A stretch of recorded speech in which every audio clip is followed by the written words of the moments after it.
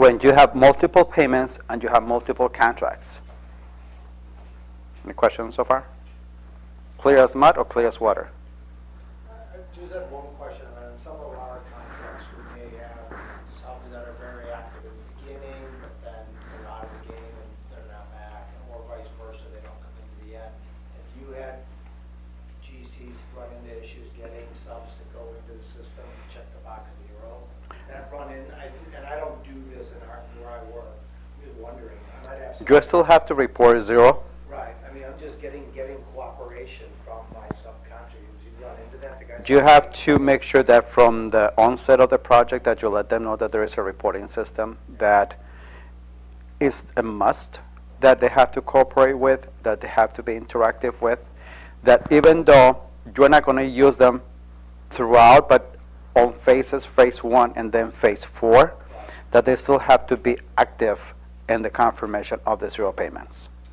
Let me just add to that. I believe if that is a final payment, if you utilize the sub at the onset of the contract and utilize them to the capacity that is needed, Right. I believe you can mark that contractor as final, which would stop those audits for that contractor. Okay. Now, in the same token, if you happen to have to reuse them later, then because once you mark them final, they will not show up on the subsequent audits for you to put payments in. But if they work, and you said, okay, why aren't they here? Then you have to contact whoever your contract administrator is, which will be listed. Then we'll have to open them up for you to be able to report the payment for that period. Does that make sense? Did that answer your question? Okay. Anything else? No. Okay. Are we okay so far in here? Okay. Now, this is when you want to do one payment, one contract payment at a time per subcontractor. So you have to actually activate each one of the subcontractors. In here you have 2, but you're doing only the second one. Make sure that if you have those multiple payments that we talked about, that is going to go right in the middle where it says payment detail. Oftentimes, if the vendor of the sub does not remember the payments that they got at the beginning, that's when we have the discrepancies. So as much detail as you can put into the payment information screen, the better for them to say, okay, that is my money, and I did get that money. It could have been the following month, it could be something, but they did get the money. So far, so good. Did I lose anybody? Okay. This is the subcontractor screen.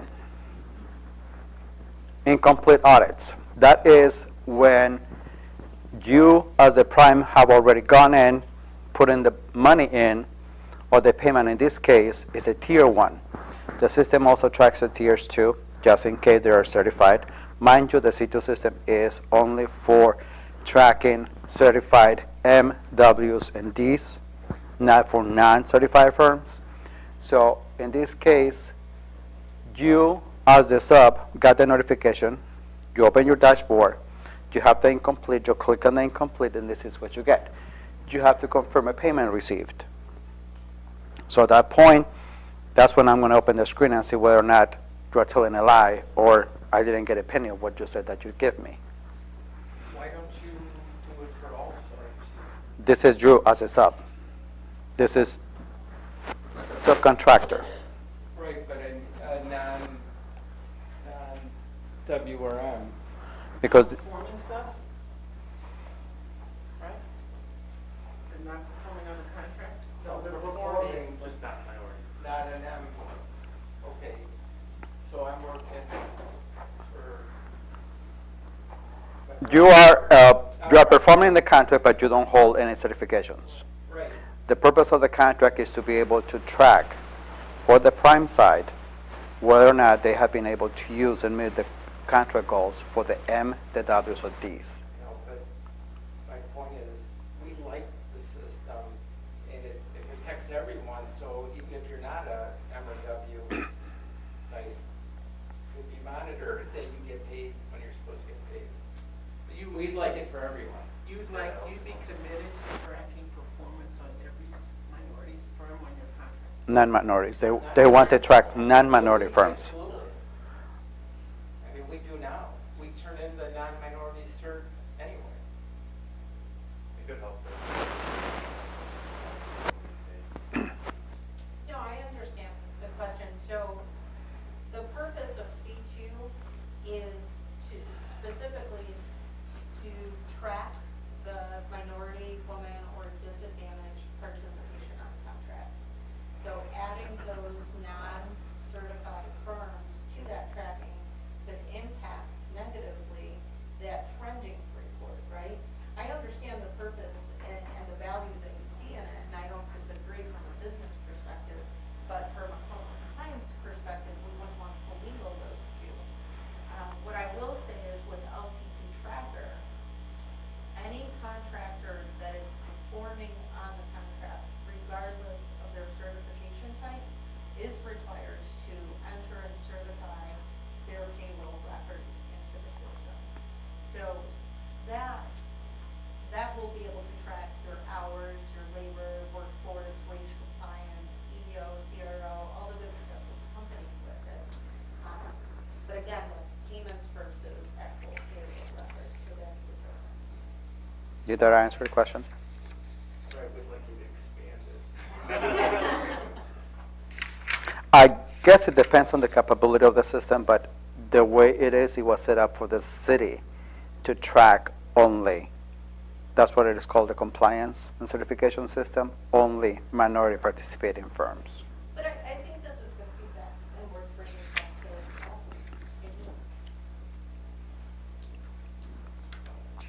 to Okay. Any additional questions in regards to this one? This is either at the point where the payment will appear as confirmed or discrepancy gets created. So you always have to make sure that you advise your subs that before they go in to confirm that they got all of the records on hand. Something that happens quite often is make sure that if they know they're going to be in the long run in the project, that they do not go confirm and also mark it as a final payment, because then we start why I'm not being able to report, because they automatically went and click it as the last payment, even though they still have a long way to go in the contract. Okay?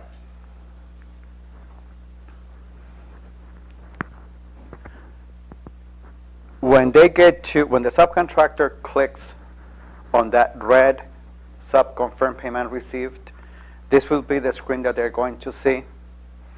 And at that point, as you can tell, there is a detail on the check number, invoice date, and the check date number, the check date. So they either have the option to correct, acknowledge that the payment is correct, or incorrect, that amount is not correct. They will also have an option at the bottom where it says comments as to say why is it that they think that is incorrect. And believe me, as simple as this looks, there's more discrepancies created by small amounts than by the larger amounts. Okay? So just be mindful of that if you do go into your own dashboard and you see that you have discrepancies, that audit discrepancies that you need to work on, that you go in there and you actually contact your sub, read the note that they left for you, and try to resolve it before the city gets involved. Okay? Any questions so far? Okay. Now we're to the payment discrepancy. If a prime contractor disagrees the amount, it creates what we call a discrepancy. We just went through that. The system sends its emails to the vendors back and forth. If you as the prime, I am the sub, I don't agree, it's going to send you the email and it's going to create an entry in your dashboard. Hey, I don't agree with what you give me. You ate 2 zeros. And they were meaningful because they were to the right of the number, not to the left. So then you go in there, you check the same methodology in your dashboard, and you say, sometimes people don't think, and I have seen it quite often, when they have multiple projects, they all get paid with the same check. They use the gross amount of the check as if it was a payment for 2 of the contracts, instead of breaking it down. These 2 invoices were for this contract, these other 2 were for the other one. Then when we come into the play is then we say the breakdown, oh, my mistake. Trying to avoid that. Okay? Questions so far about the resolution of the discrepancies? I'm going to add something. So in regards to the discrepancies, if you're a subcontractor and it's been reported that you've been paid a certain dollar amount and you have not received that dollar amount or none at all, obviously you would be able to report that discrepancy in the system. There's also a way for you to message either the prime contractor or the compliance officer directly through the system. The difference being is reaching out to us directly, the compliance unit, and saying, hey, this prime contractor reported $10,000 payment. I haven't received a dime. I've never performed on this contract. That would be something that you would reach out to us directly for. If there is a difference of dollar amount, they said I was paid $10,000, I only received $9,000, that may be an error that you spoke of as far as an accounting issue. So you have the ability to reach out to the prime contractor as well as us being alerted or us directly if there is an issue with those payment discrepancies. When you go into your dashboard and you open the contract, I believe there is a tab up on the top that says message. You can send a message directly to whoever the contract officer, compliance officer is on that contract.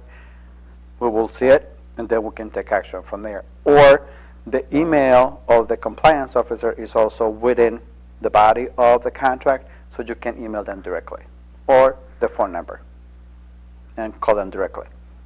Any questions so far? Okay.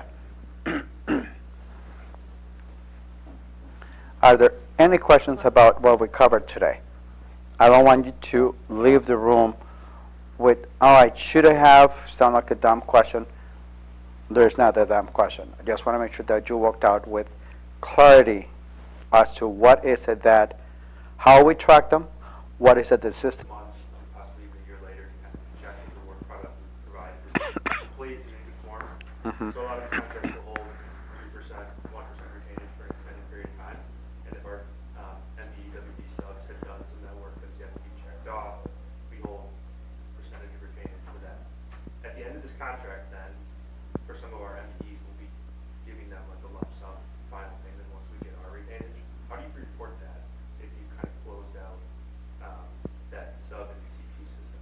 Can you do like a Normally, when the user department, once you as a prime have agreed with what we call the final quantities, at that point, as we deem, even though there is still the retainage, which sometimes it will be still listed as part of the waiver as the balance left, and that is considered to be the retainage on that you are holding on that person, on that company. Once we receive the final quantities, we are assumed that is a go.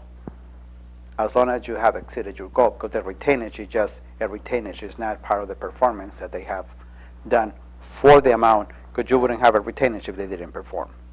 Does that make sense? Yeah, it does. So at least for the contract we've been completing, we'll be done with this month. We'll have a payment in a few months.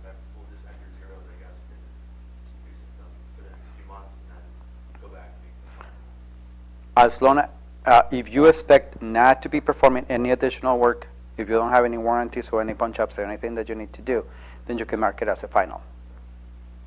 And then that will be a flag that we will get on our dashboard that there is a final, and all we'll be waiting for will be the final quantities from the user department. Does that make sense? Yeah, I think so. Okay. Are there any additional questions that we can answer at this time? Okay. I appreciate your taking the time to drive out here today.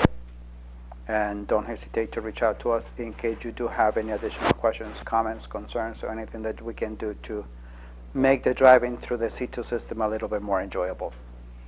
Okay? Thank you very much.